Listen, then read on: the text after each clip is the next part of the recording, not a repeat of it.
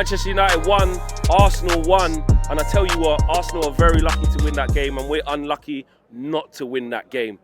I have to say, that is our best performance under Ruben Amorim. We couldn't get over the line today, fair enough, I can take that.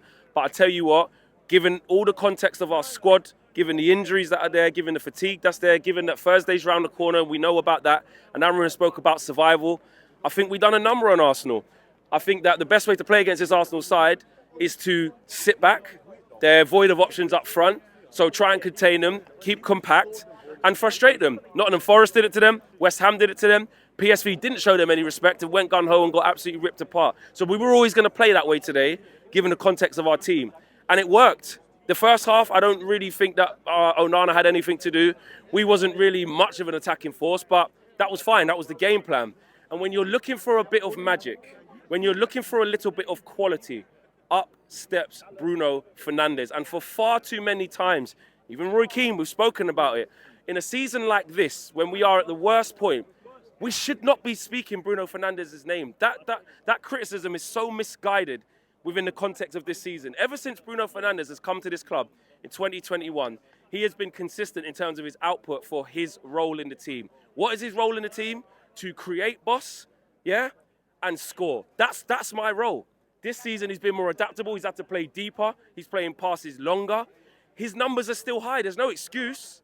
When we were second, Bruno Fernandes was getting all the plaudits. Was it all down to Bruno Fernandes that we were second and everyone lauded him? And now all of a sudden the team's poor and Bruno Fernandes' numbers are still what they were when we were second. He's the problem. Make that make sense. When you're seeing a captain in Martin Odegaard who gets lauded every single week and the output's not the same. If Bruno played for that Arsenal side and Odegaard played for this Man United side, what would we see? I'm pretty sure we'll see Bruno excelling and we would not see Martin Odegaard doing what Bruno Fernandes is doing within this team.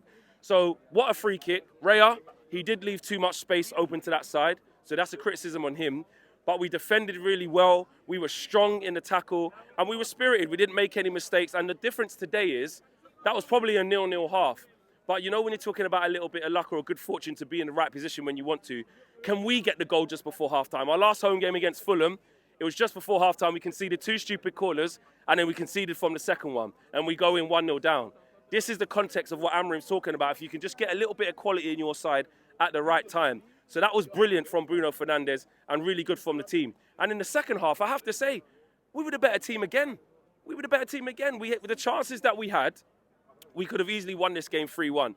Now, don't get me wrong, it's a good goal. It's a really good goal from Declan Rice. But again, we composed ourselves. I want to talk about some of the individuals today. Matthias de Ligt, again, even in all of the bad games that we've had, him as an individual, his box defending is really well, his blocking is really well, he's winning balls in the air, and he's good in the tackle. So he was really good today. I had nightmares thinking that Lindelof was going to start this game because we saw when he's come on in recent games, he's been out, you're thinking, I don't know how this is going to go. He gave a good account of himself today. He did well, he won his duels, he was decent with the ball, he was fine. Casemiro and Bruno stayed very close together, so there wasn't big holes in midfield. And the 2 wing-backs in Dalot and Mazraoui gave good accounts of themselves as well. You got Ethan Nwaneri, who's a live wire. He's doing a lot right now. Dalot made sure that he didn't really do anything today. And on the other side, you had Leandro Trossard against Mazraoui, and he made sure that he didn't really do anything as well. So all in all, I think we were good. Xerxes, look, you know what's going to happen against Gabriel and Saliba. You're not going to get much change in the air. You're not going to get much change along the floor. But he still got himself into goal-scoring positions. And that is what it is. Garnacho was really good on the break as well. He travelled well with the ball. He used the ball well. He created some panic. He created some impact in this type of game. And I just think, listen, Arsenal tried to take man for PSV. They thought they were going to come here 7-0, this, that, and the other. Yeah, I might have thought they would win the game, but I knew it would be tight. You hear Gunnar Lee telling me be humble on AFTV and all these kind of things there. Nothing. Toothless. And really, it's Raya who saved their asses. Arsenal fans spent the whole time laughing at Andre Onana because of his shit kicks, which is fair enough because his kicks were shit.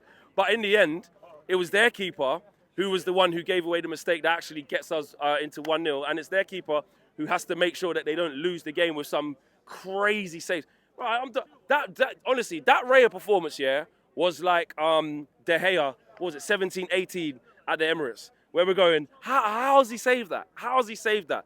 Some big, big saves from David Raya. Rasmus Højlund, he has a great chance. And this just sums up Rasmus Højlund right now with the lack of confidence that he's got, yeah?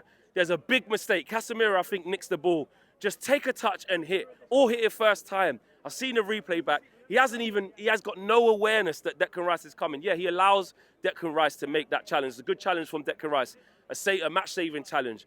But he should never have been in a position to make that challenge if Rasmus was more confident. So that was a big problem. But Bruno Fernandes today, again, like I said, he was the catalyst. He did everything. He was everywhere. And in a season that's been this bad, I think we're still 15th in the league. I don't even know where we are. It doesn't mean anything. The league's done. But this guy continually drags us out of holes. He really does. Let's be real. Without Bruno Fernandes this season, we'll probably be relegated.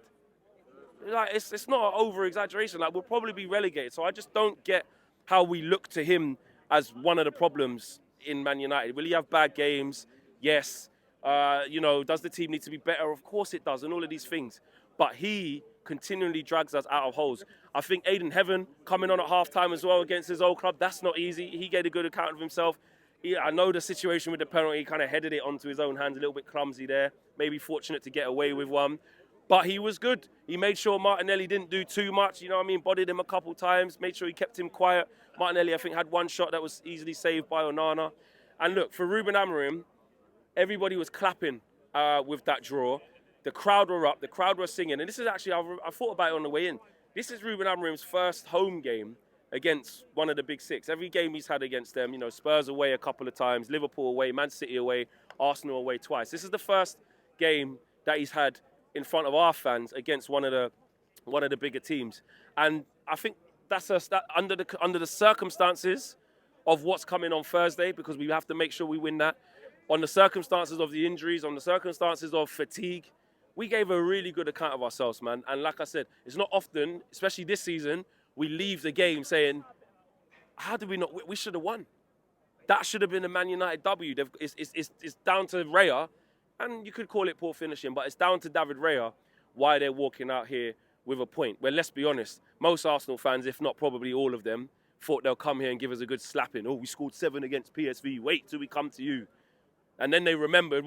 What we did was make them remember that they have no attack right now because everyone's out. And that is the reason why we had to play that way. There was some frustration from fans in the first half. Get out, get to them. No, we've just seen West Ham do a number on them. We've just seen Nottingham Forest do a number on them.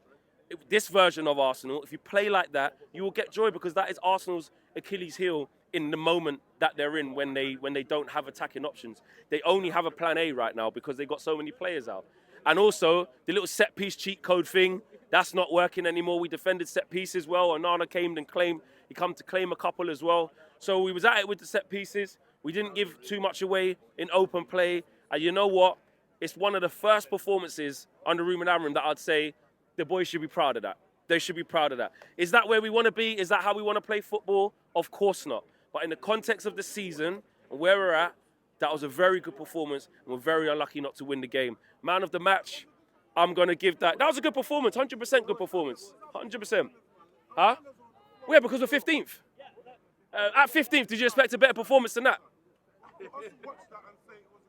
No, but in the context of where we are now, are Man United capable of better than that? Exactly.